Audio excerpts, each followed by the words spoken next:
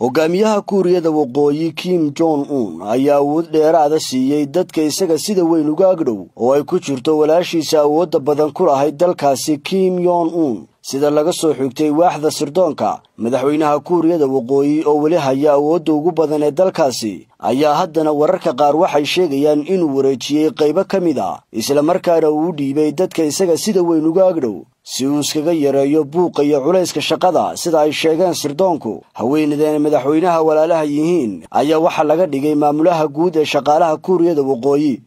sidoo kalena haweenadan mas'uul waxa looga dhigay siyaasadaha ku wajahan Mareykanka iyo Kuuriyada Koonfureed waana hogaamiyaha labaad ee dalkaasi tan iyo sanadkii 2014 shaqada Kim Jong-un waxay ahayd inay difaacdo sumcadda walaalkeed isla markaana ay door mugla ka qaadato waaxda propagandada looga sameeyo xukunka waxa la sheegay in iyada ay maarayso dhammaan hawlaha ugu baxo afagaarayaasha isla markaana waa la taliyihiisa dhanka siyaasadda sidoo kalena haweenadan awoodda badan ayaa ah qofka mar walba loogu hadalhaynta badan yahay ee lagu sheego inay tahay tabadelaysa madaxweynaha haddii uu geeriyoodo maadaama ay tahay gabadha ugu yar qoyska madaxweyne Kim Jong-un sida lagu sheegay taariikh nololeedkeeda gabadhan ayaa dhalatay sanadkii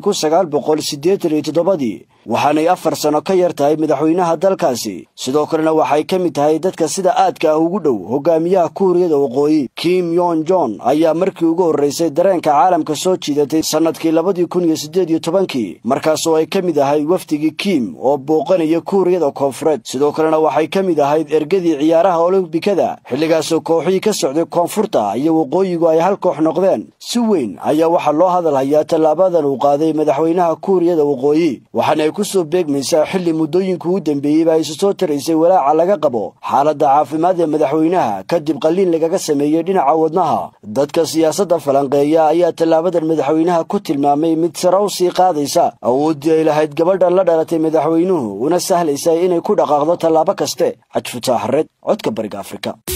si aad joogto ugu hesho wararka iyo barnaamijyada telefishinka codka bariga Afrika fadlan iska diiwaan geli channelkayaga YouTube-ka ama dooro boggayaga baraha bulshada ee Facebook iyo Twitter-ka